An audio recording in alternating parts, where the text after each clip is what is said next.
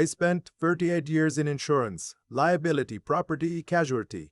I knew how to read a policy down to the exclusion clauses buried in paragraph 12 on page 47. I knew what people were really asking when they filed a claim. Not, what am I owed? But how much can I get away with?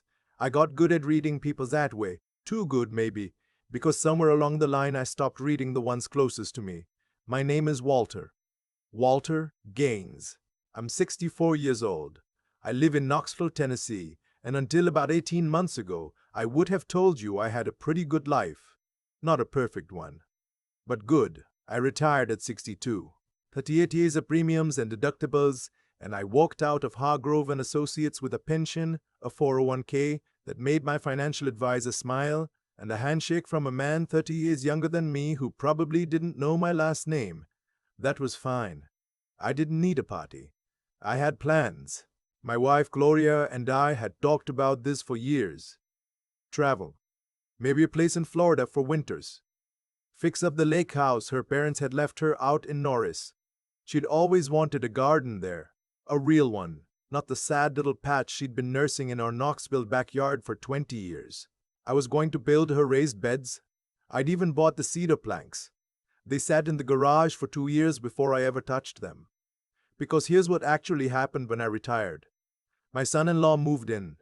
Not literally moved in, but close enough. My daughter Paige, she's 33, our younger one, had married a man named Dwight about 4 years earlier. I'll say this about Dwight, he was charming.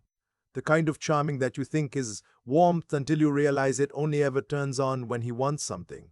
He sold medical equipment, or he said he did. I never quite understood what his actual role was. Something with accounts. He drove a leased BMW, dressed well, and had an answer for everything. I should have trusted the part of my brain that calculates risk for a living. They'd bought a house in Farragut. Nice neighborhood. More house than 2 people needed. About 6 months after I retired, Paige called and said they were in a little trouble. Not a crisis, just a gap. Dwight's commissions had been slow. The adjustable rate on their mortgage had gone up, and could we help bridge it? Just for a few months. Corey looked at me and I looked at her, and we both knew what the right answer was supposed to be. She's our daughter. $15,000. That was the first time. I want to be honest here because that's the only way this story means anything. I didn't give that money because I was generous. I gave it because I was afraid of what saying no would cost me. Afraid of the silence that would follow. Afraid of Paige's voice going cool and distant, the way it sometimes did when she didn't get what she wanted. That's not love. That's management. I was managing my own daughter like a difficult client, and I told myself it was the same thing. It wasn't the same thing. The money came again 4 months later. 10,008. Then Dwight called me himself. Not Paige, Dwight, and asked if I could co-sign on a refinance. I said no to that one at least. He didn't say anything for a long moment, and then he said he understood, and that was almost worse. Gloria started having headaches that year. Bad ones. She'd had migraines her whole life, but these were different. Pressure behind her eyes, sometimes vision that went strange at the edges. Her doctor ordered an MRI. Then another one. Then a referral to a neurologist at UT Medical Center. They found a small arteriovenous malformation, a tangle of blood vessels at the back of her brain that had probably been there her whole life, but was now causing symptoms. The neurologist said it wasn't immediately dangerous, but it needed to be monitored, possibly treated. The word possibly did a lot of heavy lifting in that conversation. I didn't tell Paige right away. I wanted to understand what we were dealing with first. Gloria asked me not to make it dramatic. It's a watch and wait situation, she said, and I don't want Dwight at my dinner table asking questions about the house. That was the first time she said something like that out loud, and neither of us acknowledged it, which tells you everything.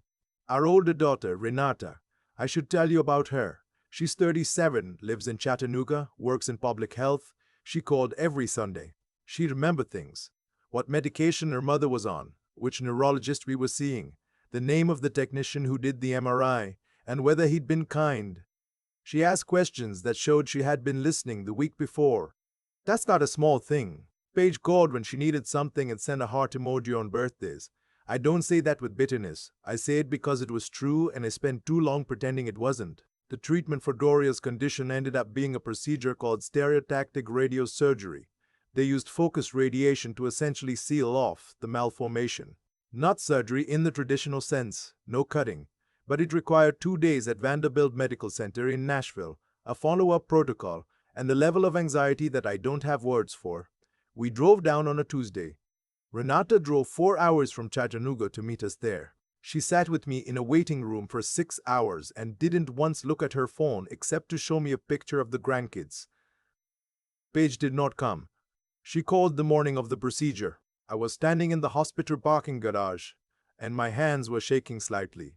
I don't shake. I'm not a man who shakes, but they were. And she called and said she was sorry she couldn't be there. Dwight had his regional sales conference in Scottsdale, and she'd promised to go with him. And she'd been really stressed about it and hoped things went okay. I said things would be fine. She said she loved me and she'd check in later. She did not check in later. I stood in that parking garage for a few minutes after I hung up. There was a yellow line painted on the concrete near my foot, faded and cracked in the middle, and I stared at it for a while.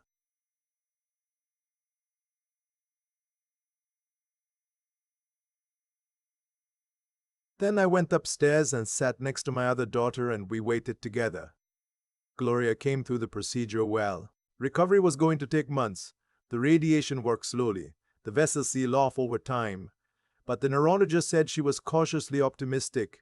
I cried in the elevator on the way back to the room. Just for a minute. Renata pretended not to see, which was the kindest thing she could have done. We got back to Knoxville on a Thursday. Friday morning I had a cardiac event. I want to be precise about this because I've learned that language matters.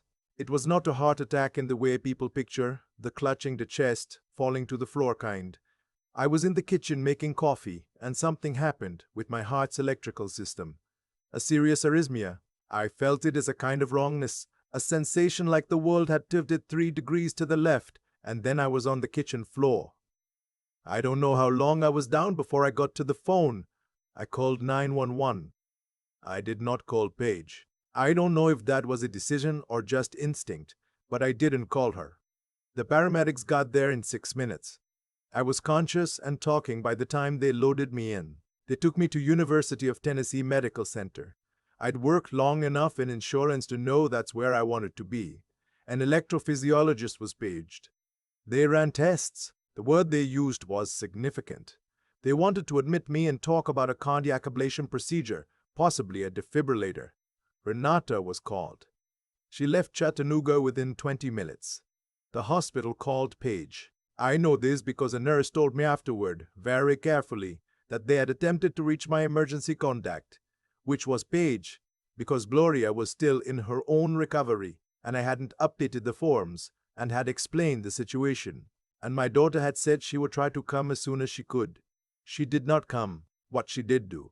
And I know this because Renata told me later, quietly, not wanting to hurt me, was call Renata and say that she was sure I would be fine. The doctors were there and she and Dwight had already paid for this trip, and did Renata really think she needed to cancel? They were at a lake house in the Smoky Mountains, not a medical conference. A long weekend trip with Dwight's friends from work. I want to tell you what I felt when I heard that, but the honest answer is, I felt clarified. Not hurt, not then. I'd been hurt for years. I just hadn't let myself feel it. This was something different. This was the sensation of finally understanding what I was looking at. I spent 4 days in the hospital. They performed the ablation on day 2. They went into a catheter and corrected the faulty electrical pathway in my heart. I was awake for most of it, which is a strange experience, lying there while someone works on the inside of your chest. I thought about a lot of things. My father, who died at 58 of a heart attack in an Asheville parking lot, alone, before anyone could get to him. The cedar planks still in my garage. The raised garden beds I'd never built. Renata was there every day. She slept in the chair by the window the first night. Paige came on day 3.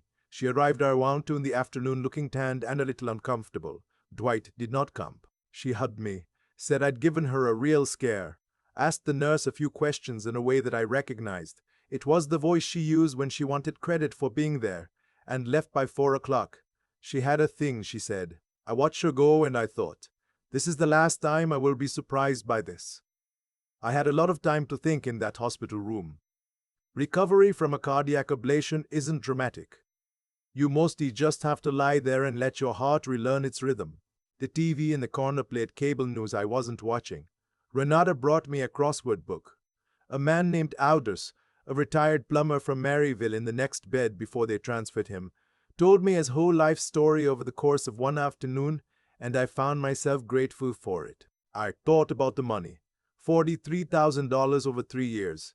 I tracked it, not obsessively. But I'm an insurance man. I keep records. $43,000 in loans that had never been repaid, never formally acknowledged as loans, just absorbed into the general silence of the family finances. I thought about the cosign I'd refused and what Dwight had done with that silence. I thought about the lake house. Gloria's parents had left it to her. It was in her name. It sat on Norris Lake, about 40 minutes north of Knoxville, a modest place, nothing fancy. But waterfront property in Tennessee doesn't stay modest in value. Gloria and I had talked vaguely about eventually willing it to both girls equally. We'd never put that in writing. We had not updated our estate documents in 11 years. I called our attorney from the hospital room. His name is Franklin. He's been my attorney for 20 years.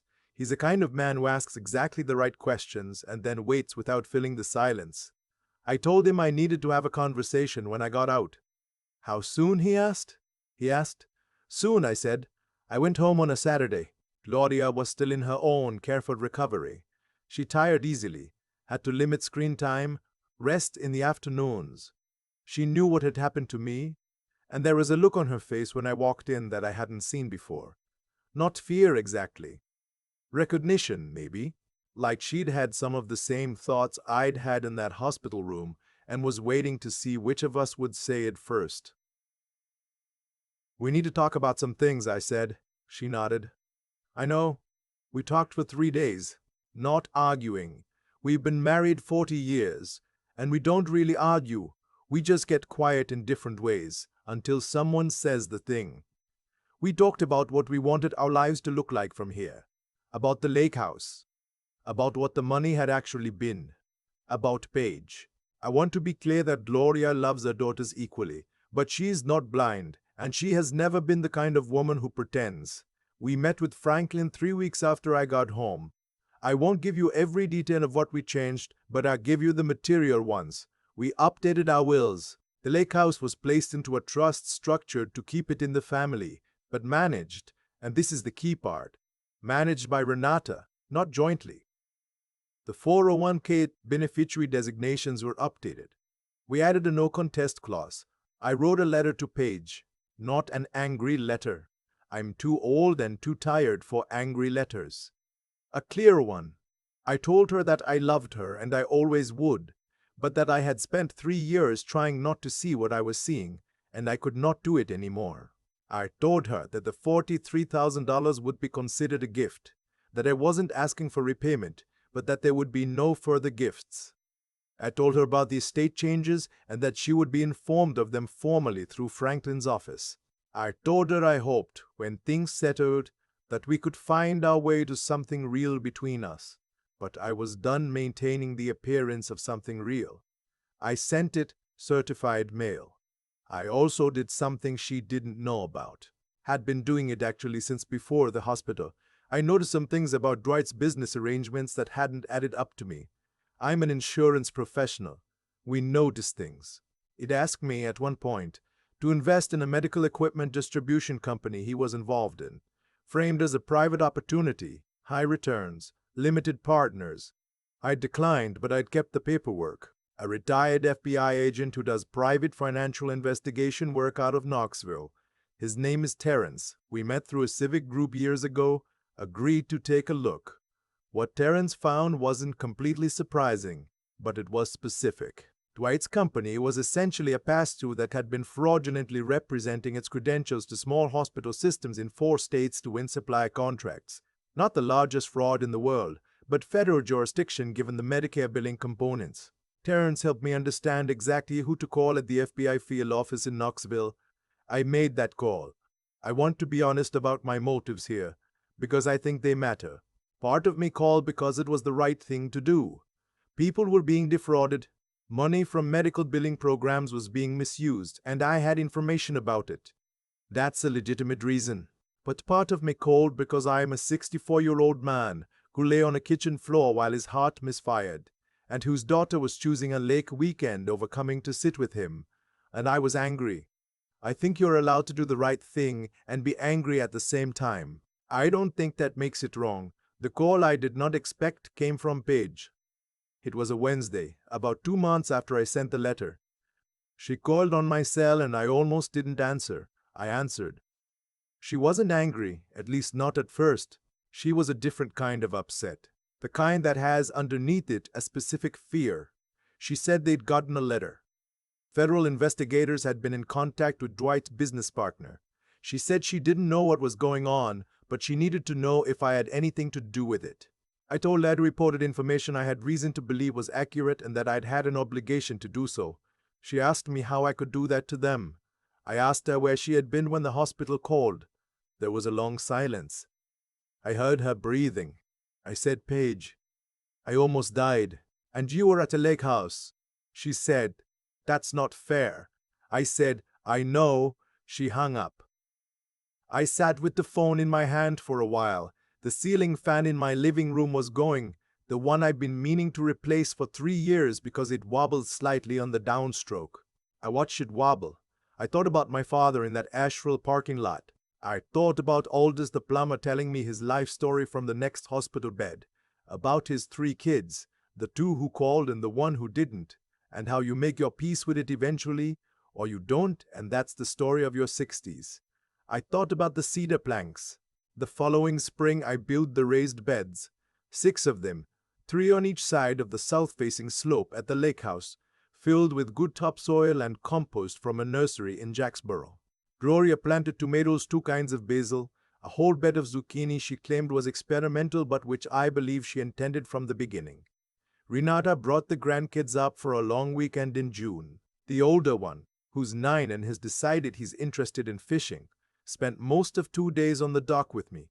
I did not catch much. I didn't mind. I hear from Paige occasionally now. The situation with Dwight is ongoing. I don't know the details and I haven't tried to find them. She sent a text on my birthday, a real one, not just an emoji. She said she'd been thinking. I said I had too. We haven't talked beyond that. I don't know what the next chapter looks like. I spent my whole career calculating probabilities, and I genuinely cannot tell you how this one resolves.